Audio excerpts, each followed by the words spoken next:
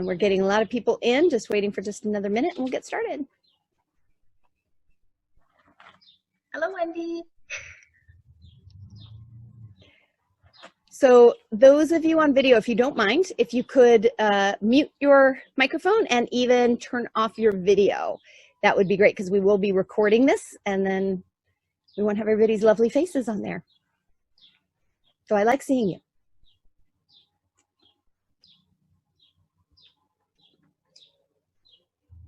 Just another moment.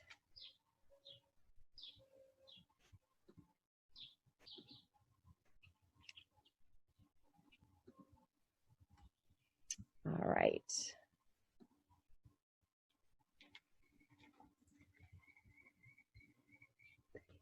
I'm going to go ahead and get started.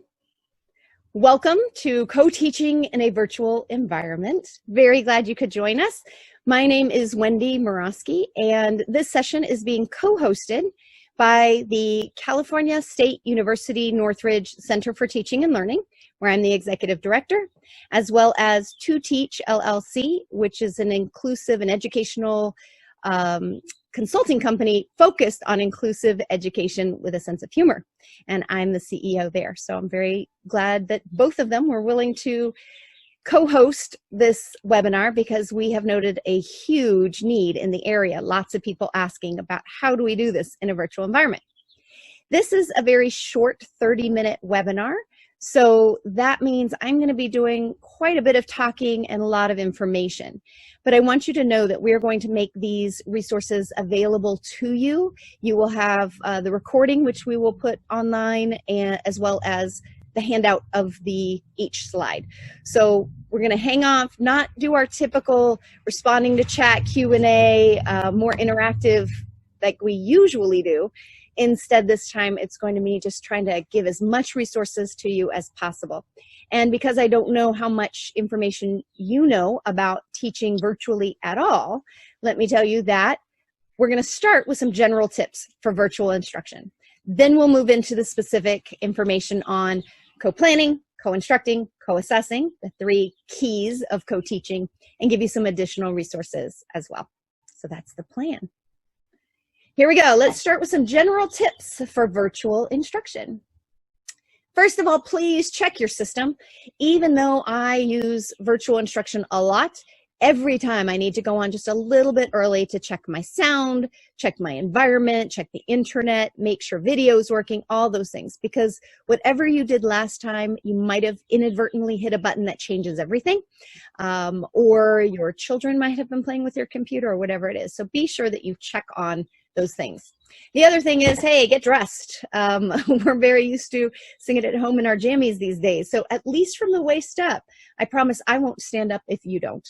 So at least from the waist up, try and make sure that you look like you are ready to teach a bunch of kids.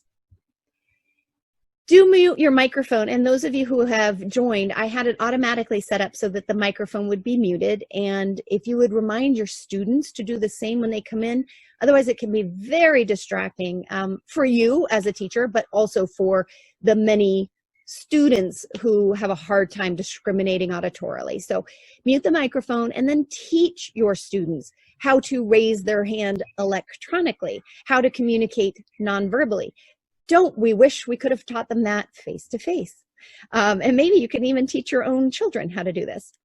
If you haven't used online communication much, then also be aware there are different types of ways to do sound. So you can, I'm right now just using my computer, and that is typically fine. I'm actually outside in lovely Los Angeles, sunny California. However, when my neighbors decide to mow their lawn out here, you guys might hear it. So be aware of the environment and what works for you. If you need it to be a little quieter, you could use headphones. And then also be aware that there is a webcam in most computers, but if you don't have that, you're going to get an external camera, or you can use an external microphone. So again, some of you may be really used to this, but for the others of you, just be aware those are some of the things that you're going to be thinking about. Manage the chaos. Find some place that's quiet enough that has no distractions or background noise. Again, that may change depending on your house, your environment, but see what you can find. It's fun to have virtual backgrounds. Now today I just decided to put a banner up because again, I wanted to be outside and this is lovely for me. But you can also use virtual backgrounds. And what's wonderful about those is you can upload your own pictures and use those, or use the ones that, whether you're on Zoom or Google Hangouts or Microsoft Office or any of those, a lot of them provide those for you. And so then you can look like you're in the Bahamas or look like you're in the jungle, and it's kind of fun. Don't change them while you're teaching, because that again is very visually distracting for students, and then they'll spend too much time trying to figure out where you are instead of listening to the content. Talk to your family members. We're all at home right now, and so being able for them to know, hey, I have class, not just a meeting or a Zoom call or a planning, but a class from this time to this time. Please be respectful of that time.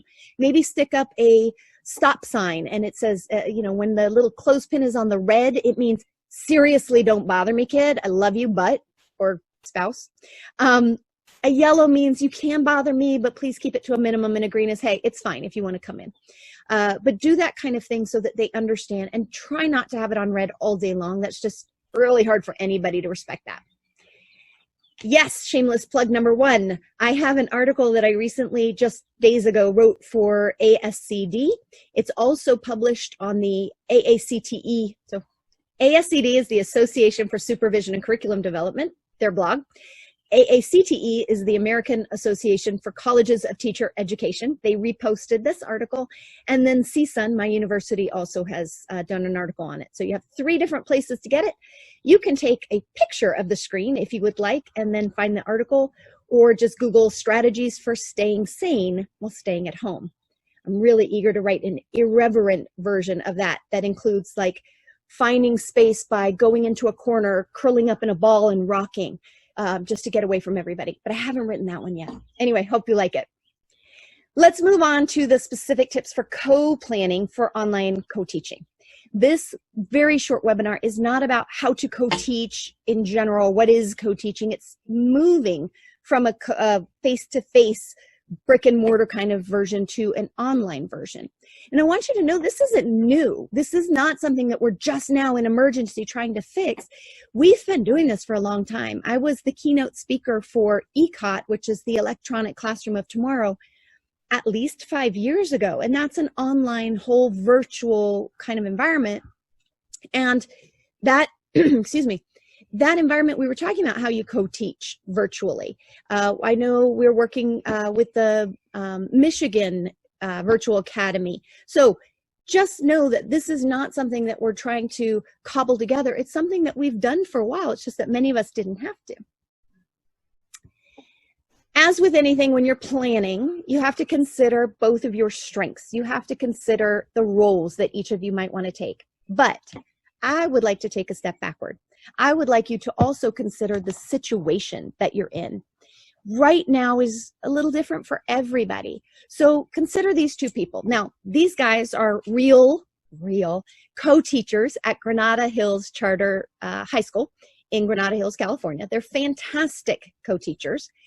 So I just used their picture, and let's pretend. Now, this is not really them, but let's just pretend there's these 2 guys, and one of them has 3 kids at home, is living in a very small apartment. They're all there together, is really worried about his elderly parents right now, and is not comfortable with technology. On the flip side, he is co-teaching with somebody else who is a bachelor, has no kids, nobody else at home, space all to himself. He's already a techie. He's feeling super comfortable with technology, and his major concerns are that he's running low on toilet paper and beer. Very different dynamic. Obviously, there's more happening right now than just having, how do we co-teach? There's so much more going on for one guy that he needs to really consider. So I want you all to really talk first with your co-teachers about their situations. Find out what's going on. Find out how anxious they are or what they're concerned about. Do that first. Then talk about strengths and roles and what that might look like.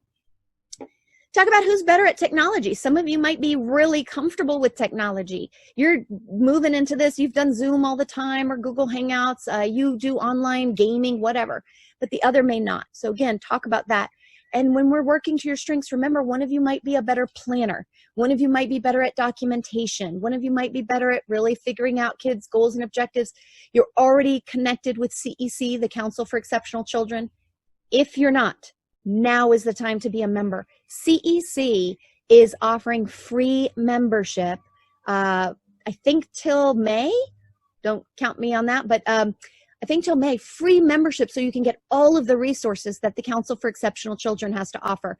And they are at www.cec.sped.org. So check that out. You start to talk about your strengths. Now also talk about the different roles. Now, some of them are just like you had in a brick and mortar school when you were face-to-face, but some of them are a little different. So one is scheduling synchronous online sessions. Synchronous versus asynchronous. Some of you know, and for those of you who don't, let me just explain. Synchronous is what we're doing if you're watching me right now live. So anytime you're getting on and you're seeing your students live, you're synchronous. When you've assigned them something that they're going to go and do, maybe they're watching the video recording of you or they're going online to something else, that's asynchronous. And so we need to be doing both in this time. We can't have students just sitting and watching us for 5 hours a week. It's too much.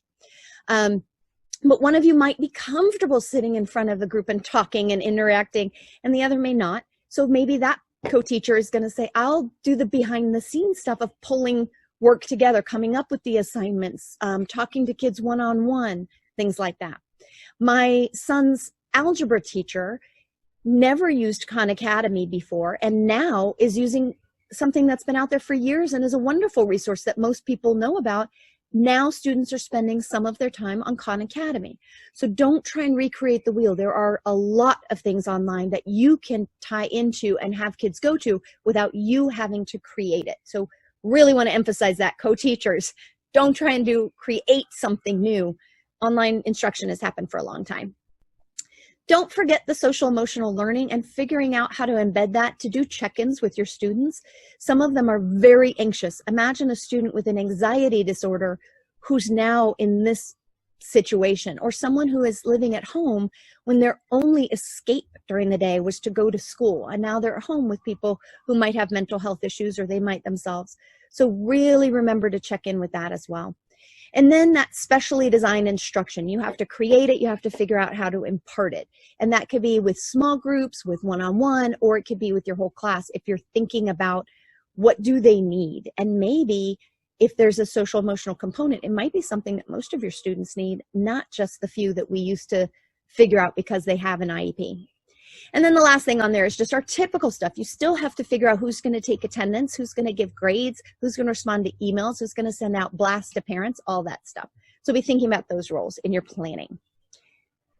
Planning, got to do it. So there are a variety of ways. Now, do think about mega, macro, and micro planning. Mega planning might be us knowing, okay, we're going to be doing this until the end of the school year, or at the beginning of the year saying, for the whole year, what are we looking at? So knowing what you're trying to accomplish in a large scale, that's mega planning. Macro planning is like a unit, a chapter. What are the big pictures? What are the objectives? What do they have to accomplish? Do some backward planning. Look at the assessment and figure out how to make sure you can have those students learn that information. And then finally is micro planning. And micro planning is just your little day-to-day lessons. What am I going to do? What are you going to do? Are we going to have groups? Who's going to plan those groups? Who's going to work with those groups, etc. How do you do this planning? Well, obviously, use some of the things that we've done before. Use some FaceTime. Use Google Docs. Those are super popular and even more so now. I want to remind you that To Teach LLC on our website, we have a free lesson plan template that you can download, upload to Google Docs, make it your own. But that one I think that you'll find very, very helpful.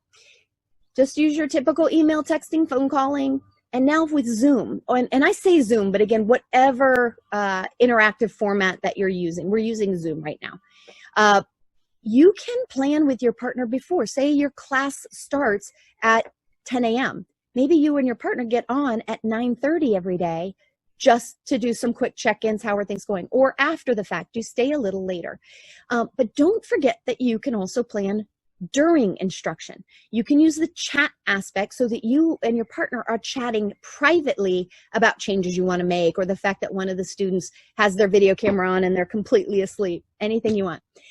You also can give the students assignments. So you tell them that, in the next 20 minutes, read this passage, or go outside and measure something and then come back and tell us.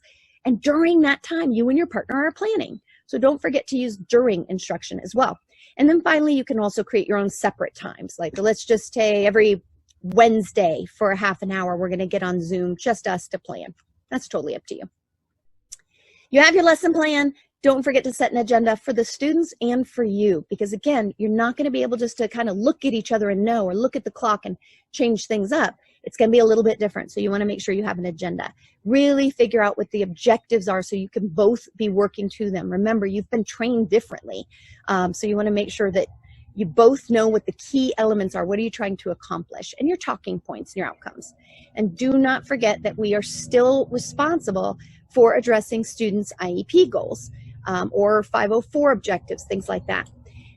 Performance-based assessments. If you think you can't do a performance-based assessment when you are online doing it virtually, you're wrong. And you have the chance to find out more about that from Dr. Philip Bernhardt.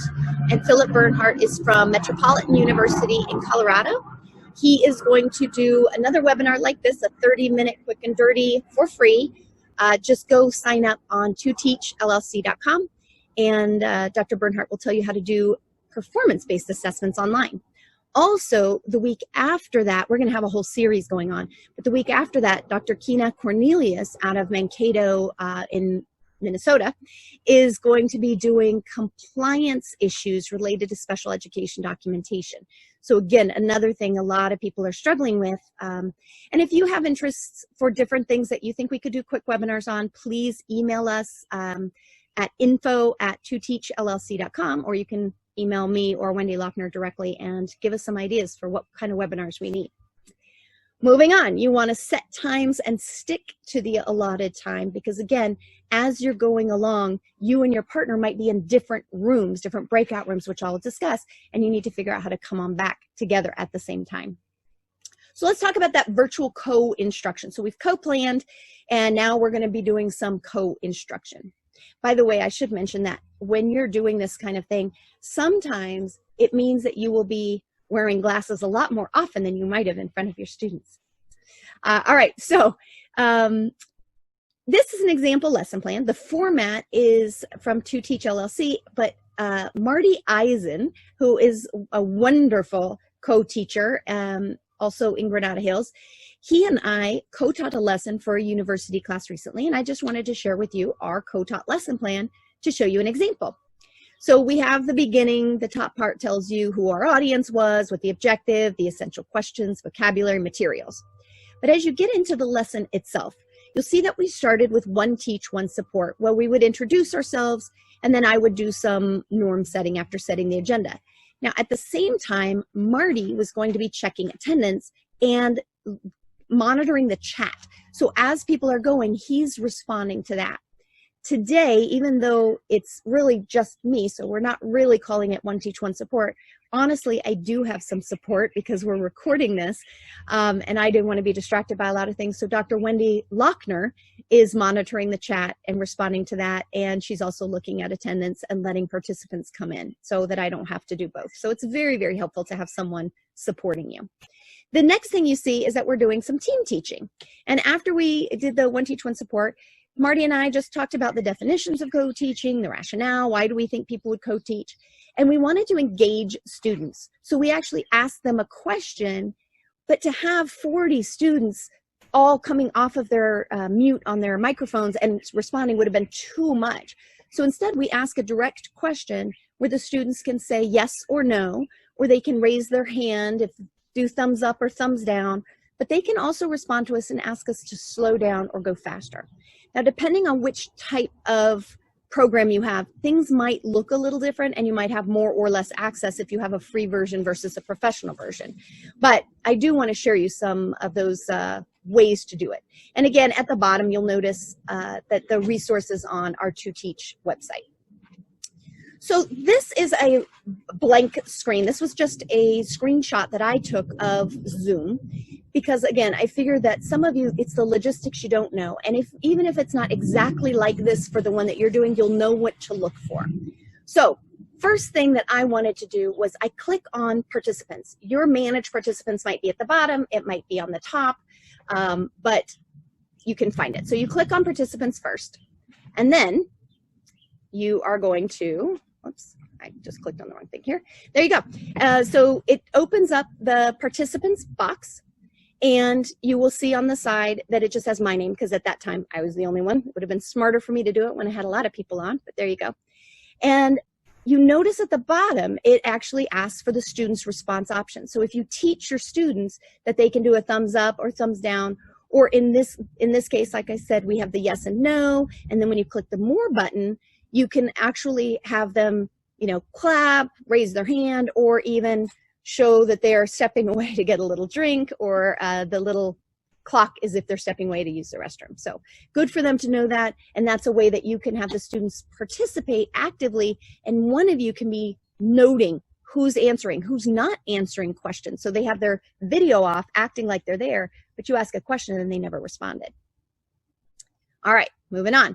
Here's another screenshot that just is blank, because there is a chat box, and the chat box is very, very helpful for communicating with your students. You can select everyone, or you can just have one or two students. So again, I click it, and then up comes my chat box. So if I'm talking to everyone, that could be something that's more universally designed. So I want to remind everybody what page we're on, or tell them what the expectations are, things like that. You don't want to just do it to one or two or three kids. If it's something like that, do it to everybody. It helps everyone. Now, the other thing is you can also upload files, and that could be your graphic organizers, notes, anything like that. So I'm going to model that for you all. But what I'm going to right now is I'm going to manage participants. So I'm getting all the participants that are there. I see that we still have 3 people that I'm going to just quick admit all. And now I'm going to, actually I need to go into the chat room. There we go. And I'm going to upload a file, which hopefully will go to all of you, and if everything goes well. And these are the handouts. So I'm sending it to everyone who's on right now, and you should be getting the handouts for today's session. Later, Wendy Lochner will follow up, make sure everybody got the recording email to you and the sessions, but right now you should be able to have that. So hopefully if all went well, you did. And let's move on. Oh. Here we go. Oh, shameless plug. So in my little screenshot, I also had uploaded a new book that I have coming out with Toby Carton. ASCD has our final edits, so it should be coming out this summer, and it's called Co-Teaching Do's, Don'ts, and Do-Betters. So hopefully you'll check that out. Some examples. So I'm co-teaching online, one teach, one support. Maybe one of us has the videos on and just lecturing like I'm doing now. The other's doing this chat room, and also checking in with student participation. So maybe chatting with one or two students saying, hey, I haven't noticed you participating lately. You still there? We both have the video on. One of us is teaching, the other is note-taking. Now that would be a split screen. So we would see, for example, Wendy Lochner talking, while Wendy Morawski might be modeling the note-taking or showing how to do something. And we both could be seen by the kids. We could have someone taking lead on grade level instruction while the other is doing more of that differentiation that we need. And then again, sending questions to kids, uploading files, giving extra resources, all of that for one teach, one support. For team teaching, very much like we do when we are doing co-teaching in front of kids. We can be playing off each other for a new concept. We could be disagreeing, agreeing, showing how we do it differently. We could be doing roles, skits, role plays, just being fun, debating each other. So it's just like we would do when we're face-to-face. Let's go back to that lesson plan. So after Marty and I introduced ourselves, did the one teach, one support, we did some team teaching about why co-teach. Then we wanted our groups to talk about what they brought to the relationship. Now, I had a large number of individuals in the class who were general educators. So they stayed in the main room with me. Marty, on the other hand, created a breakout room, and he had anyone who was planning to be a special educator or who was a special educator go with him. We spent a little bit of time talking about what they brought to the relationship, and then he came back to the main session. Now, what's great about this is those breakout rooms, you can assign whoever you want. You can make sure that they have 8 minutes in the breakout room, 25 minutes, 3 minutes, anything you want, and you can establish how long till they come back. Now, then we got into stations. So we had multiple breakout rooms, 4 breakout rooms in this particular instance. And you can do different things. You can have them automatically created where the system will just automatically heterogeneous create them, or you can manually create them so that you know who you want and for what reason you want them in particular stations. Be thinking about independent stations. There's so many ways for kids to, at almost any age, do different activities that you put them on. So be thinking about what they could do independently as well. Here's a screenshot. I created a breakout room with that little square. So it says, be sure to monitor your options, because Marty and I found out belatedly that if you don't both have the same options when you're co-hosts, then it will be very difficult for someone doing a breakout room to do the same, like share their screen, things like that. Also think about the options, because I inadvertently once put down that I wanted the breakout room to close after 1 minute. So every time a minute came up, it would say, do you want to close? And I'd say, no. Do you want to close? No. Do you want to? So make sure that you think about and you've looked at that. So I click breakout room, the box pops up, and then depending on how many participants you have, it can break them into how many rooms you want. And you see that it says automatically or manually. I would say do it both ways at different times so that it's heterogeneous at times, and other times you're really thinking about who you want in which groups. Station, oops, sorry, I clicked the wrong button. Stations. I did want to point out that universal design for learning is still really, really important. So Marty was introducing the 5 co-teaching approaches. He had PowerPoint slides. He had different ways of explaining it. Station 2, we were introducing the co-teaching competencies. If you don't already know those, we had multiple ways of getting them, and I'm going to provide those resources to you as well here. So it was on coteachsolutions.com. It was available on toteachllc.com. We had it available in an article that we put on a Padlet. We had it available as the whole co-teaching framework. We had it available as just the observation checklist, and we let the students decide. Some of them just wanted to see a one-page checklist. Some of them wanted to see the whole framework, wanted to go on the Padlet because it had so many resources, but we gave them those options. And then station 4 has a break, because we all need breaks. So it's really nice to have an extra station that just says, hey, when you get to that station, you have 15 minutes, take a break. And then when we finally got to parallel teaching, where I did co-assessing and Marty did co-planning, we also, instead of having the students, because we had so many students, instead of having them switch groups, we just switched groups, and we switched the breakout room. It was almost like leaving my room and walking over there, and then that was another option. And then at the very end of the lesson, if both of you are co-hosts, both of you can also share your screen at different times or in your breakout rooms. So we were able to do a Q&A, and if we noticed trends in questions, we could say, anybody who has that question, you're going to go to breakout room 3. And Marty will be there and he will answer those questions. Everyone else who has this different question, stay with me here. And then also think about those students who might need pre-teaching. You can meet with them before class and just open up your Zoom a few minutes early, or after class and have it a few minutes after, and then they could stay. It's another way for you to do specially designed instruction as well. Have students join a little bit early or a little bit late, or even during certain times they don't do that station, they come to you and you do a certain station that's just for specially designed instruction.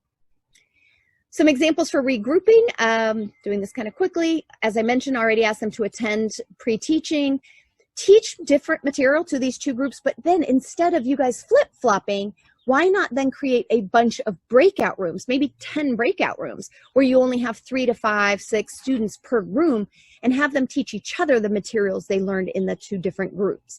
So now they have a smaller group, and you and your partner can pop in and out of all the different rooms to ensure that the students are talking amongst themselves, sharing the information, and then they come back to main session to share. Or you could give them something to respond to make sure that they got the material. And then build in time and different options for stations. So they don't all have to do all of the stations, or they don't have to do them the same way. That's a great way for a universal design. The other thing is some kids might need to stay in one of the stations multiple times. So they don't actually keep changing. They might get the same material 4 times while other kids are rotating around, because that's the station you and your co-teacher have decided is the most important, and they need that repetition. And also record your lessons. As I mentioned, we will be recording this one and making it available to you for later reference. Some other important tips: Don't forget to make sure both of you have the same settings so that you can do the same tasks. By the way, I want to thank Marty Eisen. He helped me remember all of these tips from things that we had forgotten in the past. You can also enable waiting rooms so everybody comes in at the same time, plus you can see who's there, and you can use passwords if you're worried about somebody crashing your class. Class attendance, wouldn't you love people to want to crash your class typically? Take a screenshot of your participants if you want for your recording. That's also good. And when you're using the breakout rooms, I can tell you a mistake I made was I got students in breakout rooms, forgot to record who I put in the particular breakout rooms. So then when I moved all the students from breakout room 1 into breakout room 2, I had a lot of students and I forgot who was supposed to go from breakout room 2 to breakout room 3. So make sure you record that. You can only share your screen or share one thing at a time with your class, so you both can't be sharing at the exact same time multiple screens. And then think about making it fun. Change up your backgrounds. It helps hide the mess, and it's a lot of fun. Don't try and change it during instruction, because then the kids are going to spend too much time talking about how you went from San Francisco to the jungle and how fun that was and how'd you do it, and it will distract. Few other things, please remember to embed movement. We don't want kids sitting in front of their computers from morning to night. It's just not good. So think of ways that your instruction requires them to leave the computer, go outside, or stand up, or measure their room, or take a picture of something in the bathroom. I mean, watch what they're taking a picture of, but something fun that embeds some movement. Don't forget to universally design these lessons that give them choices, really work on accessibility and opinion. Another shameless plug, if you don't know much about UDL, please check out What Really Works with Universal Design for Learning. Came out last year with Corwin Press. It's a great option for you. And as I wrap up, some specific examples of virtual co-assessment. Remember, it comes in a lot of forms. And you need to be thinking about the kids' ability to respond, do the work, and manage the situation.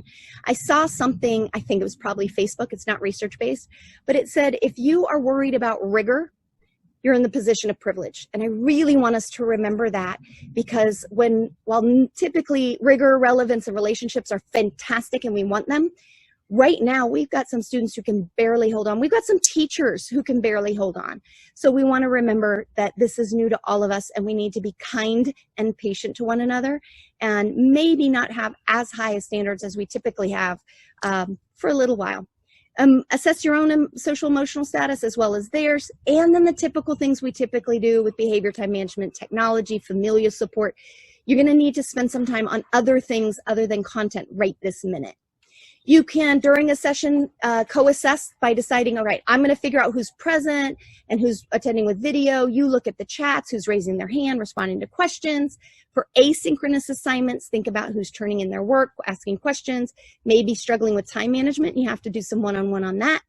Split up your assignments, activities, grading, posting assignments and grades. And when I talk about accessibility of lessons, please know it's not just the technology. It's a lot more for accessibility. So are they really able to learn it in this forum? Think about providing as many different ways as possible. Wrap up your class meaningfully, give them some notes, some clear action. I find that it's also really helpful for co-teachers at the end to not only say what kids should be doing, but maybe also say, okay, so before next session together, I'm going to do this. And, you know, Ms. Lochner or Mr. Eisen will be doing this. So think about that. And remember, it's all about baby steps. Don't ask too much of yourself. You're moving into a new forum. It's totally fine. So supportive environment for everybody. We'll make sure your baby steps end up looking a little more like this. Some final resources for you, and thank you for the extra couple minutes. If you would like to go see any of the materials we have on Coteach, I have a QR code for that. We have a resource Padlet with lots of templates, articles, things like that. CSUN CTL, I do want to do a little plug that if you are interested in writing an article on working in a virtual environment, our special issue will be next, and we're still looking for articles. That is for T-Care, which is Teachers Connecting to Advance Retention and Empowerment. It is an online peer-reviewed newsletter, so please send us articles. Go to the CTL website, and you can get all the requirements for writing a short article on that. And then I also want to do a shout out to my friend, Dr. Lisa Deeker, and also my friend, Becky Hines.